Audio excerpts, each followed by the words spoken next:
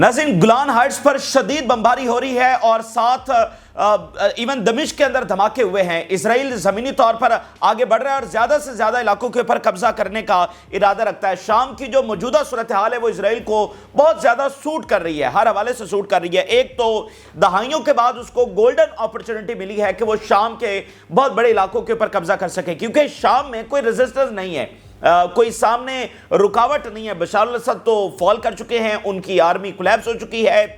ये जो ग्रुप्स हैं ये तो हैं ही इजराइल के हिमायती, तो कौन है जो इजराइल को वहां पर रोके? कोई भी नहीं है। तो इससे ज्यादा कोई आइडियल अपॉर्चुनिटी इजराइल के लिए क्या हो सकती थी?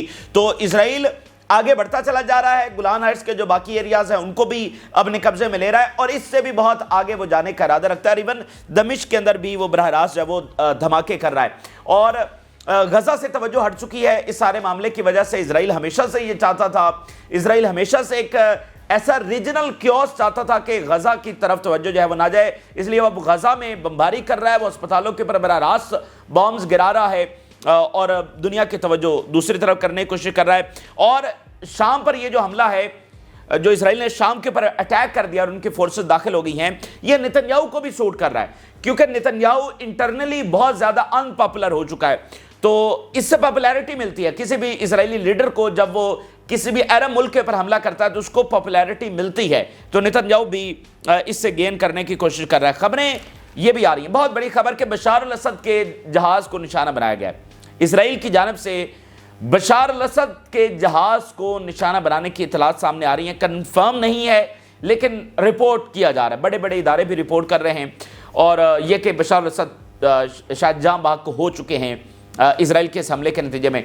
रूस की जो बेसेस हैं, जो बंदरगाहें हैं शाम के अंदर कोस्टल लाइन के ऊपर, वो इस वक्त हाई अलर्ट के ऊपर हैं। रूस ने बताया है कि उनकी बेसेस हाई अलर्ट के ऊपर हैं, अगर अटैक होता है तो वो उस हवाले से जवाब देंगे। पूरी दुनिया की जो नजरें हैं वो शाम के ऊपर लगी हुई हैं कि शाम में सूरत हाल किस तरह से अनफोल्ड होती है और सबसे ज्यादा जो खतरा है इसके लीबिया बनने का है, सबसे ज्यादा खतरा इसके डिवाइड होने का है कि यहाँ पर 2 से 3 मुल्क बनाने की जो कोशिश हो रही है, इसके ऊपर सारी दुनिया की नजरें हैं। और बैंकों को इस वक्त लूटा जा रहा है, ये जो ग्रुप्स अब काबिज हो चुके हैं बैंकों को लूट रहे हैं और दमिश्क में इस वक्त कर्फ्यू नाफिज कर दिया गया है। 57 इस्लामी मुल्क में नाज़रीन सिर्फ एक मुल्क है जिसने इसको सेलिब्रेट किया है, जिसकी गवर्नमेंट में, लोगों की हम बात नहीं कर रहे, 57 इस्लामी मुल्कों में एक ही गवर्नमेंट है जिसने इसको सेलिब्रेट किया है और कहा है कि ये बहुत अच्छा हुआ, वेलकम किया है सूरत हाल को, और वो तुर्की है।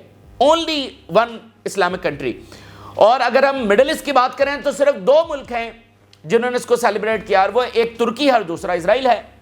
तुर्की और इजराइल ने शाम की सूरत हाल को वेलकम किया है और सेलिब्रेट किया है। और इसके अलावा वेस्ट से बयान आ रहे हैं, यूरोप से बयान आ रहे हैं, पूरे वेस्ट ने इस सूरत हाल को, बशार अल-असद के धड़न तख्ता को वेलकम किया है, लेकिन किसी एक इस्लामी मुल्क ने भी इसको वेलकम नहीं किया है। हालांकि जब 2011 की सूरत हाल थी, जब वहां पर खाना जंगी का आगाज हुआ था, तो पूरी अरब वर्ल्ड ने एक एग्जाइल गवर्नमेंट भी बना दी थी, नया शाम का सदर भी बना दिया था और सब चाहते थे कि बशार अल-असद गिर जाएं, लेकिन इस वक्त कोई नहीं चाहता था। बशार अल-असद को अरब लीग में भी वापस लाया गया था और खुद सऊदी अरब लेकर आया था। सऊदी अरब ने अपना सिफारत खाना खोला। इवन इटली जैसे कुछ मालिक बात कर रहे थे कि हम शाम में जाकर अपने सिफारत खाने खोलेंगे, अपने सफीर भेजेंगे, बेहतरी की कोशिश करेंगे। तो चीजें तो नॉर्मलाइज हो रही थी, स्टेबलाइज हो रही थी, जो कि सारी बात है कुछ लोगों को कबूल नहीं था। तो इस तरह बशार अल-असद का जो धड़न तख्ता है, अब सबसे ज्यादा फिक्र जो है वो सिविलियंस की है कि उनके साथ वहां पर क्या होता है। तो ये सारी तफसीलात, और इसी दरमियान ईरान और रूस क्या कर रहे हैं। अब हर तरफ आप यही खबरें सुन रहे होंगे कि ईरान और रूस के सबसे बड़े इत्तेहादी बशार अल-असद वो चले गए, तो अब क्या होगा। तो इस बारे में भी हम तफसीली बात करेंगे। जिन लोगों ने चैनल को सब्सक्राइब नहीं किया उनसे रिक्वेस्ट करेंगे कि चैनल को जरूर सब्सक्राइब कर लें ताकि हर आने वाली वीडियो आप तक पहुंच सके। नाज़रीन, इस सदी के शुरू में जो एक सिलसिला शुरू हुआ था इस्लामी दुनिया के ऊपर हमला करने का, जिसमें 4-5 बड़े कंट्रीज थे और जो वीडियोस हैं वो ऑन रिकॉर्ड है। नेतन्याहू की वीडियो वो आज भी ऑन रिकॉर्ड है, जो अमेरिकी सेनेट में वो बता रहा है कि किस किस मुल्क के ऊपर फिलफौर हमला होना चाहिए और फिर उस पर हमला हुआ। उसमें इराक था, उसमें शाम था, उसमें ईरान था, उसमें अफगानिस्तान था, उसमें लीबिया था और उसमें सूडान था। अगर आप देखें तो तमाम मुल्कों के ऊपर सिवाय ईरान के हमला हुआ, तमाम मुल्क तबाह हुए। अफगानिस्तान ने एक बहुत तारीखी फतह हासिल की और जिस तरह से امریکہ کو وہاں سے انخلا کرنا پڑا، وہ ایک الگ سٹوری ہے۔ حملہ ہوا، 20 سال تک یہ جنگ چلی، لیکن پھر طالبان نے ظاہری بات ان کو مار بھگایا وہاں سے۔ لیکن اس کے بعد عراق تباہ ہو گیا، لیبیا تباہ ہو گیا، سوڈان کے اندر اس وقت بھیانک ترین خانہ جنگی جاری ہے۔ سوڈان تباہ ہو چکا ہے، بھیانک ترین خانہ جنگی جاری ہے۔ دنیا تو ادھر الجھی ہوئی ہے نا، وہاں بھی مسلمانوں کے ساتھ بہت مشکل ترین حالات کے اندر ہے۔ سوڈان میں اتنی بھیانک صورتحال کہ آپ سوچ بھی نہیں سکتے۔ سوڈان تباہ ہو گیا، اور اس لسٹ میں آخری ملک جس کو اوور تھرو کرنا تھا، جس کا دھڑن تختہ کرنا تھا، وہ دھڑن تختہ ہو چکا ہے شام کے اندر بھی۔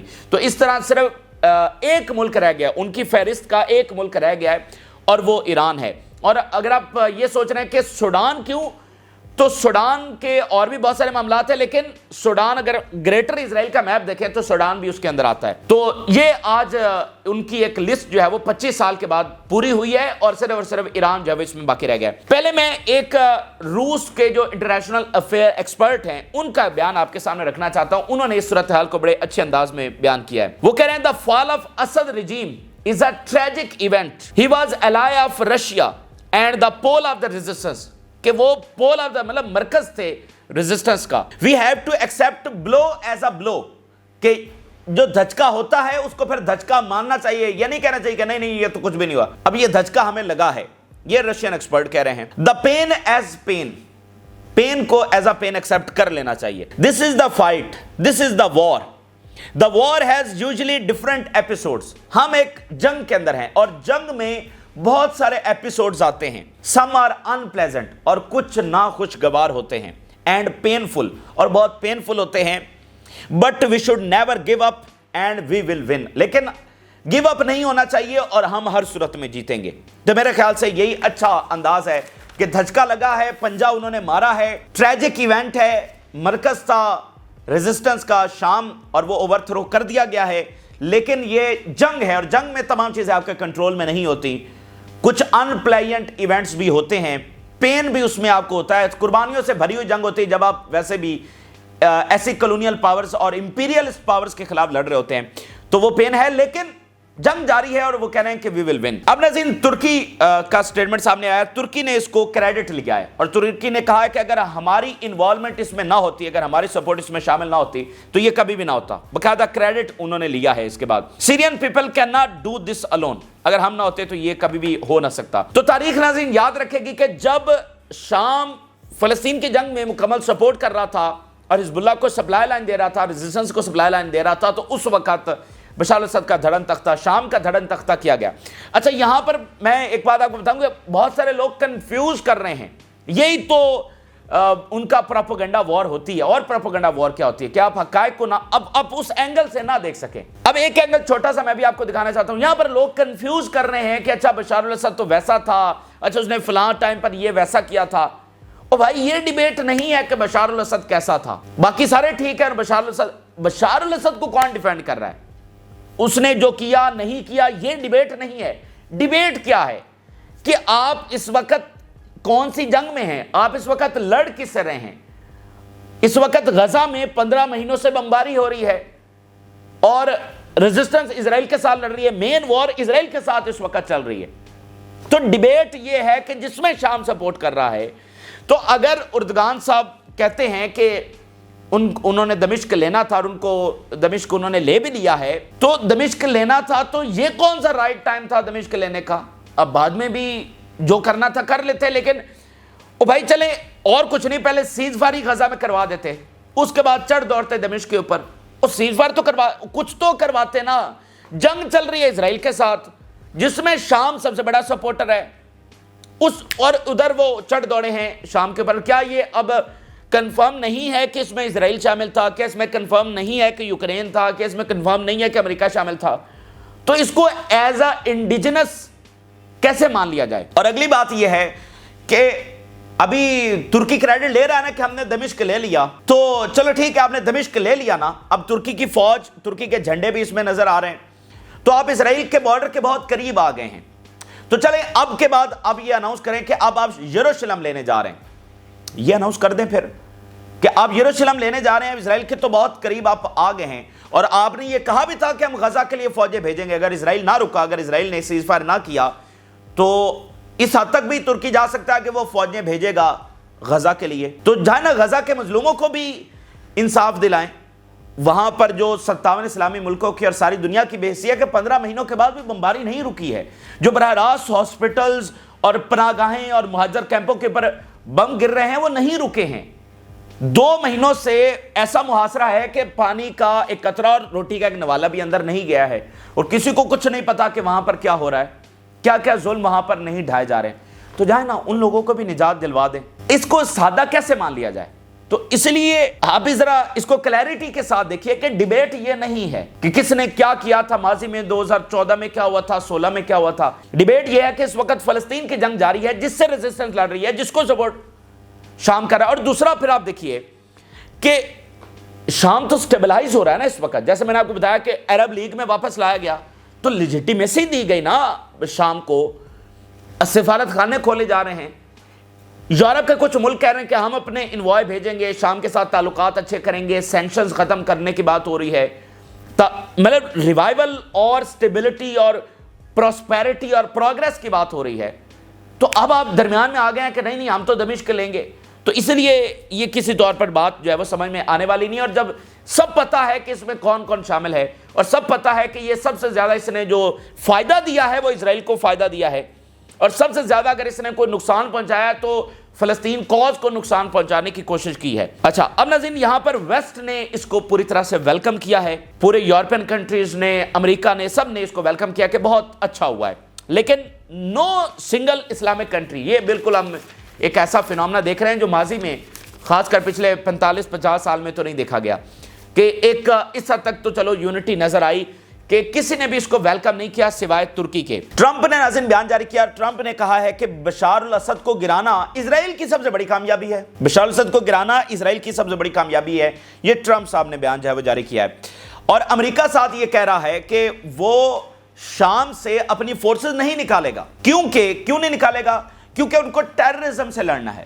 شام میں امریکہ کو ٹیررزم سے لڑنا ہے, اس لیے وہ اپنی فورسز نہیں نکالیں گے.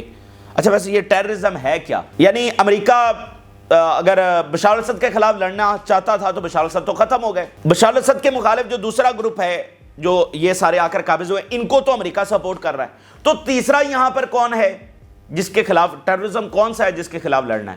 تو اس سے آپ صورتحال کو دیکھ رہے ہیں کہ ابھی گیم ختم نہیں ہوئی ہے. اور اگر صحیح معنوں میں دیکھیں تو شاید ابھی تو کھیل شروع ہوا ہے. شام کو مکمل اپاہج کرنے کا, مکمل معذور کرنے کا جو کھیل ہے وہ تو ابھی شروع ہوا ہے. اب دیکھیے عراق یونائٹڈ نہیں رہا. عراق میں کرد وہ ایک حصہ لے گئے. جب امریکہ آیا تھا جو عراق کی ٹیریٹری تھی وہ تو نہیں ہے موجودہ گورنمنٹ کے پاس, وہ تو ایک حصہ وہ لے کر بیٹھے ہوئے ہیں. تو شام کو ڈیوائیڈ کرنا یہی تو اصل کھیل ہے. اور اگر آپ تھوڑا سا وائڈر اینگل میں دیکھیں گے تو اسرائیل, نیٹو, امریکہ یہ کرتے کیا ہیں؟ یہ اپنے تو ایک ایک انچ بچاتے ہیں, لیکن دوسروں کو ڈیوائیڈ کرنا ہی ان کا اصل کام ہے. ان کی ٹیریٹریز کو آپ ذرا یہ پوری افریقہ میں نظر ڈال لیں, یہ پوری پٹی آپ مطلب سوڈان سے نیچے چلے آئیں اور ایک ایک ملک میں ڈویژن ہو چکی ہے. بڑے بڑے ملک جو ہے وہ 2-2, 3-3 حصوں میں تقسیم ہوئے ہیں. ایون رشیا میں اس وقت کیا کرنے کی کوشش کی جا رہی ہے؟ رشیا میں بھی تو یہی کرنے کی کوشش کی جا رہی ہے کہ اس کو 2-3 حصوں میں تقسیم کر دیا جائے. اور رشیا کی جو یہ تقسیم ہے یہ ایک کنٹینیوس پروسیس ہے. جو فال آف سوویت یونین ہوا تھا وہ پروسیس ابھی بھی جاری ہے. یعنی ایک بڑا سوویت یونین تھا, اس کو رشیا میں کنورٹ کیا گیا. اب رشیا سے اس کو مزید 2-3 حصوں میں تقسیم کرنا یہ ان کا گول ہے. تو وہ ہر جگہ پر یہی کرتے ہیں کہ ایک بڑے کنٹری کو چھوٹے چھوٹے حصوں میں تقسیم کیا جائے. اس سے کیا ہوتا ہے کہ ان کی پاور نہیں رہتی. کچھ لوگ تو ایون بر صغیر کے اوپر بھی ڈسکشن کرتے ہیں کہ سوچئے اگر یہاں بھی ڈویژن نہ ہوتی تو یہ کتنا بڑا ایک پاورفل کنٹری ہوتا. اگر یہ سارا اکٹھا ہوتا, یہاں پر کوئی ڈویژنز نہ ہوتی. تو ڈیوائیڈ ہوا نا, مطلب وہ بر صغیر کے ہم ڈیبیٹ میں نہیں جا رہے, لیکن میں صرف ایک اینگل آپ کو بتا رہا ہوں کہ ڈویژن جس بھی بنیادوں پر وہ کرتے ہیں, وہ ایتھنک بنیادوں پر ہو, وہ ریلیجیس بنیادوں پر ہو, وہ کسی آئیڈینٹی کی بنیاد پر ہو, ٹھیک ہے. اور لوگ بھی کہتے ہیں کہ ہاں ہمیں یہ, اب دیکھیں نا سیریا میں تو موومنٹ چل رہی ہے نا, وہ کرد بیٹھے ہوئے ہیں کہ ہمیں یہ علاقہ چاہیے, ہم تو اپنا ملک لیں گے. تو لگتا تو یہی ہے کہ یہ انڈیجنس موومنٹس ہیں, لیکن بڑی پکچر میں اس کو دیکھیے, یہ انڈیجنس موومنٹس ان کنٹریز کے اندر کیوں نہیں چلتی؟ وہاں پر تو کبھی کوئی سیپریٹسٹ موومنٹس نہیں چلتی. یہ صرف یہیں پر کیوں ہوتا ہے؟ تو ڈیوائیڈ کرنا ان کا اصل لارجر پکچر میں کہ ان کے سامنے کوئی کھڑا نہ ہو سکے. بڑے بڑے کنٹریز کو تقسیم کرتے چلے جاؤ. تو عراق ہو گیا, سوڈان گیا, لیبیا گیا, اور اب سیریا کی باری. یہ اصل گیم اب یہاں پر شروع ہوئی ہے. تو اس لیے کوشش پوری ہے کہ اس چیز کو روکا جائے, ہر حد تک روکا جائے. اور اب ذرا اسرائیل کیا کر رہا ہے. اسرائیل 1974 کے بعد شام کے اندر زمینی طور پر داخل ہو چکا ہے. 1974 کے بعد یہ شام میں گراؤنڈ انٹری ہوئی ہے. ناظرین, جو اسرائیل کی بمباری ہے شام میں وہ تو 2011 سے جاری ہے. جب سے خانہ جنگی شروع ہوئی تب سے اسرائیل بومبنگ کر رہا ہے شام میں, لیکن زمینی انٹری نہیں ہوئی ہے. زمینی انٹری 1974 کے بعد آج ہوئی ہے. اور وائڈ علاقے پر قبضہ کرنے کا ارادہ اسرائیل رکھتا ہے. اسرائیل کی کوشش یہ ہے کہ وہ جتنی زیادہ لینڈ گریب کر سکتا ہے, جتنے زیادہ لینڈ کو اپنے قبضے میں لے سکتا ہے وہ لے لے, اور اس کو دوبارہ کوئی کلیم نہیں کر سکے گا. ساتھ اس کی جو بمباری ہے وہ بڑے پیمانے پر ایون دمشق تک. اور سب سے بڑی جو خبر آ رہی ہے کہ بشار الاسد کا جو پلین ہے اس کو ہٹ کیا گیا, اللیجڈلی, ناٹ کنفرمڈ, پر بہت بڑا بڑا میڈیا اس کو رپورٹ کر رہا ہے. اور بشار الاسد کی جو فیملی ہے ریپورٹڈلی وہ پچھلے ویک روس کے لیے روانہ ہو گئی تھی, اور بشار الاسد روس کے لیے روانہ ہو رہے تھے. اور بڑی عجیب سی بات ہے جو سامنے آیا ہے, روٹ سامنے آیا ہے, ٹریول روٹ, اس میں عراق سے وہ یو ٹرن لیتا ہے ایک طیارہ اور واپس ہومس کے قریب آ کر وہ ریڈار سے آؤٹ ہو جاتا ہے. تو بتایا یہ جا رہا ہے کہ تباہ کر دیا گیا ان کا طیارہ. اور ساتھ یہ رپورٹس ہیں کہ یہ گروپس اور اسرائیل آپس میں کوارڈینیشن میں تھے کہ بشار الاسد کے طیارے کو ہٹ کرنا ہے. یعنی یہ گروپس تو ہٹ نہیں کر سکتے تھے اس طیارے کو, ظاہری بات ہے اسرائیل ہی ہٹ کر سکتا تھا نا. تو یہ گروپس اور اسرائیل آپس میں کوارڈینیشن میں تھے کہ جب بشار الاسد یہاں سے روانہ ہوں گے تو اس کے طیارے کو جو ہے وہ ہٹ کرنا ہے. اب ذرا دیکھیے, رائٹر رپورٹ کر رہا ہے, الجزیرہ رپورٹ کر رہا ہے, plane blue two B Israeli target Khalkhalah air base in southern Syria. یہ الجزیرہ بھی رپورٹ کر رہا ہے, رائٹر بھی, باقی میڈیا بھی رپورٹ کر رہا ہے. تو اگین کنفرم نہیں ہے, لیکن اگر یہ ہے تو ڈیفینیٹلی یہ بہت بڑی خبر ہے. اس میں دیکھیے نہ صدام حسین بچے, نہ قذافی بچے, اور نہ بشار الاسد. اسرائیل نے ناظرین گولان ہائٹس کو ایک کلوز ملٹری زون ڈکلیئر کر دیا ہے, کیونکہ فوج بہت بڑی وہاں پر لائی جا رہی ہے. ایون لیبنن بارڈر سے فوج ہٹا کر وہاں پر لائی جا رہی ہے. کلوز ملٹری زون سے مراد یہ ہے جیسے لیبنن کی سیٹلمنٹس کو کلوزڈ ملٹری زون قرار دیا گیا تھا کہ وہاں پر آمد و رفت باقی سویلینز کی ختم ہو چکی ہے, تو یہ یہاں پر کیا گیا ہے. اور ابھی دمشق میں بڑے دھماکے ہوئے اور اسرائیل نے کیا, اور ملٹری جو کیپیبلٹیز ہیں ان کو ہٹ کر رہا ہے اسرائیل. کوئی ملٹری سائٹس ہیں, کہیں پر اسلحہ ڈیپوز ہیں. Israel locks down Golan Heights. Israeli defence forces have declared the Golan Heights a closed military zone. Two large explosions in the Mezzeh area of Damascus. اور اب رپورٹس یہ ہے کہ اسرائیل کی یہ جو بمبنگ ہے یہ 7 وائڈر سکیل کے اوپر جاری رہے گی. یہ ایکسپرٹ کی رائے ذرا دیکھیے. اسرائیل will not be satisfied with the ground incursion it carried out in areas in southern Syria. صرف گراؤنڈ انکرین کے ساتھ اسرائیل سیٹسفائڈ نہیں ہوگا, which may expand its scope but will continue to destroy qualitative Syrian military capabilities. Qualitative Syrian military capabilities کو تباہ کرنا اسرائیل جاری رکھے گا. The raids it launched in Mazia and other points in the south of country are only an indication of that. کہ یہ ابھی جو دھماکے ہوئے ہیں یہ صرف ایک انڈیکیشن ہے کہ آگے اسرائیل کیا کرنے کا ارادہ ہے. تو یہ گروپس بھی ظاہری بات ہے اسرائیل ان کے ساتھ بھی ہاتھ کرے گا. اب یہ پتہ نہیں کون سے بے وقوف لوگ ہیں جنہوں نے اسرائیل کے اوپر بہرحال اکتفا کیا کہ پتہ نہیں اسرائیل, جیسے انہوں نے خود کہا کہ اسرائیل ان کا دوست ہے. ہم نے دن رشیا کہہ رہا ہے کہ ان کی جو بیسز ہیں وہ ہائی الرٹ کے اوپر ہیں, وہ جو کوسٹل لائن کے اوپر ویری ویری امپورٹنٹ ہے, مطلب بہت زیادہ اہمیت ہے ان کی. اور ساری جو مڈل ایسٹ میں رشیا کے پاور ہے وہ مطلب اسی کے اوپر تو بیس کرتی ہے. تو بحیرہ روم کی یہ بیسز ان کے لیے بہت امپورٹنٹ ہیں. اب وہ کیسے ان کو سیکیور کر پائیں گے یہ بھی ایک سوال ہے, لیکن فی الحال وہ کہہ رہے ہیں کہ ہماری بیسز الرٹ ہیں اور ابھی فی الحال ہم پوری طرح سے کنفرنٹ کریں گے اگر اٹیک ہوتا ہے تو. Russian military bases in Syria are on high alert and there is no serious threat to their safety. کہہ رہے ہیں جی ابھی تک کوئی خطرہ نہیں ہے لیکن ہم ہائی الرٹ کے اوپر ہیں. تو سوال یہ ہے کہ اگر ان بیسز کے اوپر حملہ ہوا, ابھی اسرائیل, امریکہ اور نیٹو کی ٹاپ پریورٹی ہے کہ یہ بیسز خالی ہوں, یہ بندرگاہیں خالی ہوں, تو رشیا اس کو کیسے روکے گا؟ اگر ان بیسز کے اوپر اٹیک ہوا تو رشیا کس کو رسپونڈ کرے گا؟ یہ بھی ایک الگ لیول کا سوال ہے۔ ایران کہہ رہا ہے کہ اسرائیل اس صورتحال کو پوری طرح ایکسپلائٹ کرنے کی کوشش کر رہا ہے۔ Exploitation of the current situation by foreign players such as America and Israel will only lead to the repetition of Libya. یہ سب سے بڑا خطرہ ہے کہ یہ ایک اور لیبیا یہاں پر بننے جا رہا ہے۔ اچھا، سیریا میں جو صورتحال ہے بہت زیادہ ڈینجرس ہے اور بینکوں کو لوٹا جا رہا ہے۔ سینٹرل بینک کے اوپر حملہ ہوا ہے ان گروپس کی جانب سے اور وہاں پر بڑا سارا پیسہ جو ہے وہ لوٹ لیا گیا ہے۔ جو سیویلینز کی حالت ہے اس حوالے سے بہت زیادہ کنسرن ہے۔ دمشق میں کرفیو نافذ کر دیا گیا ہے۔ عراق نے جو اپنی ایمبیسی ہے شام کے اندر اس کو ایویکویٹ کر دیا ہے۔ عراق نے اپنی ایمبیسی جو ہے وہ خالی کر دی ہے۔ اور یہاں پر بڑی انٹرسٹنگ بات ہے، ویری ویری انٹرسٹنگ۔ اب یہ جو نیا اس سارے گروپ کو لیڈ کرنے والا جو لیڈر ہے اس وقت، جو ان کا سربراہ ہے الجولانی، یہ آپ کو پتا ہے کون ہے؟ یہ القاعدہ کا بھی ممبر تھا، مطلب وہاں پر بھی ایک لیڈر تھا، اور ISS داعش کے اندر بھی یہ رہا۔ اور کچھ سال پہلے امریکہ نے اس کے اوپر ہیڈ منی رکھی ہوئی تھی $10 ملین اس بندے کے اوپر، ڈیزگنیٹڈ ٹیررسٹ، $10 ملین اس کے سر کے اوپر تھے۔ اور آج وہ امریکہ اور اسرائیل کی حمایت کے ساتھ دمشق کے اوپر قبضہ کر گیا ہے۔ تو اس سے زیادہ اور آپ بات کیا سمجھیں گے کہ یہ کون سے لوگ تھے؟ اور یہاں پر جو ایک بہت بڑی پروپیگنڈا وار ہو رہی ہے وہ یہ ہے کہ ان لوگوں کو اچھا پورٹرے کرنا، یہ جو سارے حملہ ور ہوئے ہیں ان کو اچھا پورٹرے کرنا، یہ تو بڑے نجات دہندہ لوگ ہیں، ٹھیک ہے۔ یہ اور دیکھیں نا کہ یہ جو سٹیچوز گرانا، بھائی یہ کون سے ملک میں نہیں ہوتا؟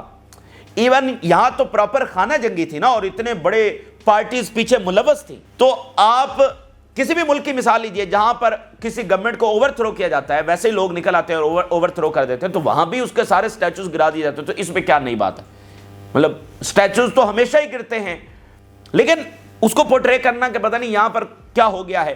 اگین ہم اس صورتحال کو ڈسکس نہیں کر رہے ہیں کہ ہم کوئی اندرونی صورتحال کو ڈیفینڈ کر رہے ہیں کہ بشار الاسد ایسے نہیں تھے تو ویسے تھے، یہ ڈیبیٹ نہیں ہے۔ ڈیبیٹ یہ ہے کہ یہ لوگ کون ہیں جو آ کر قابض ہو گئے ہیں اور کس کی مدد کے ساتھ قابض ہوئے ہیں اور کس کو فائدہ پہنچا رہے ہیں۔ اصل ڈیبیٹ یہ ہے۔ اب ناظرین یہاں پر رشیا اور ایران کیا کر رہے ہیں؟ رشیا اور ایران کی سٹریٹجی اس وقت کیا ہے؟ تو روس اور ایران اس موجودہ صورتحال میں بہت سمجھداری کے ساتھ چلنے کی کوشش کر رہے ہیں۔ ایک مشکل وقت، جیسے میں نے ایکسپرٹ کا بیان پہلے آپ کے سامنے رکھا، ایک مشکل وقت ہے، لیکن اب یہی لیڈرشپ کا کردار ہے کہ وہ اس مشکل وقت سے نکلے اور رائٹ ڈائریکشن کے اندر چلے، رانگ ڈائریکشن میں نہیں، اور ایموشنز کے اوپر فیصلے نہیں۔ سب سے ایک بنیادی نقطے کے اوپر جو روس اور ایران متفق ہوئے ہیں وہ یہ ہے کہ ترکی کے ساتھ نہیں لڑنا، ترکی کے ساتھ کسی قسم کی فائٹ نہیں ہوگی، اور اسی لیے فائٹ نہیں ہوئی۔ اور اس کی بنیادی وجہ کیا ہے؟ اس کی بنیادی وجہ یہ ہے کہ اس سے روس اور ایران کو کچھ حاصل ہونے والا نہیں ہے، اسٹریٹجیکلی ان کے مفاد میں کچھ بھی نہیں ہوگا، بلکہ جتنا وہ انوالو ہوں گے اس فائٹ میں جس میں ایک طرف ترکی ہے، اس سے دشمن زیادہ گین کرے گا۔ تو ایران اور روس سے اس سے کوئی گین کرنے والے نہیں ہیں۔ تو اس لیے ان کی اسٹریٹجی یہ ہے کہ جو بھی یہ مشکل وقت آ پڑا ہے، جو بھی چیزیں ان کے کنٹرول سے مطلب ان کے الٹ ہوئی ہیں، تو کوئی بات نہیں، یہ پھر جنگ ہے، اس میں جو ہے وہ چیزیں تمام آپ کے کنٹرول کے مطابق تو نہیں چلتی۔ تو روس اور ایران کی جو بنیادی اسٹریٹجی ہے کہ دشمن اس صورتحال سے کم ایکسپلائٹ کرے، وہ یہ کرنے دینا چاہتے ہیں۔ اور اس میں کیا ہے کہ سیریا کو ڈیوائیڈ نہ ہونے دیا جائے، سیریا کو یونائٹڈ رکھا جائے۔ ترکی سے بے شک بات چیت آگے بڑھانا پڑتی ہے، ڈپلومیٹک پروسیس ہے، پولیٹیکل پروسیس ہے، اس کو آگے بڑھایا جائے، اور یونٹی آف سیریا اس کو یقینی بنایا جائے۔ اور روس اور ایران چاہتے ہیں کہ وہ جتنا زیادہ گین کر سکتے ہیں اس صورتحال میں وہ کریں، اور چونکہ ان کی بڑی لڑائی جو ہے وہ گلوبل آرڈر کی ہے and for Palestinian state, Iran کے لیے ایک پیلسٹینین اسٹیٹ ان کے لیے ٹاپ پرائیورٹی، تو وہ اس کو اچیو کرنا چاہتے ہیں۔ اب اس میں آپسی لڑائی میں انگیج کر کے کچھ بھی فائدہ نہیں ہوگا۔ مجھے بتائیے اگر ایران کا ترکی سے پھڈا پڑ جاتا ہے تو کس کو فائدہ ہوگا؟ کون خوش ہوگا؟ اسرائیل ہوگا نا۔ تو ترکی نے جو بے وقوفی کی سو کی، لیکن ایران کو تو یہ اپنے اس مطابق چلنا ہے کہ جو حالات پیدا ہو گئے ہیں اس میں سب سے بہتر کیا ہے وہ چوز کرنا ہے، نہ کہ ایموشنز کے اوپر فیصلے کرنے ہیں۔ تو ہم نے دیکھا ہے کہ ایران 45 سال کے مشکل ترین دور سے سرخرو ہو کر نکلا، تو اب بھی آگے وہ اس صورتحال کو سنبھالے گا اور آگے بڑھے گا۔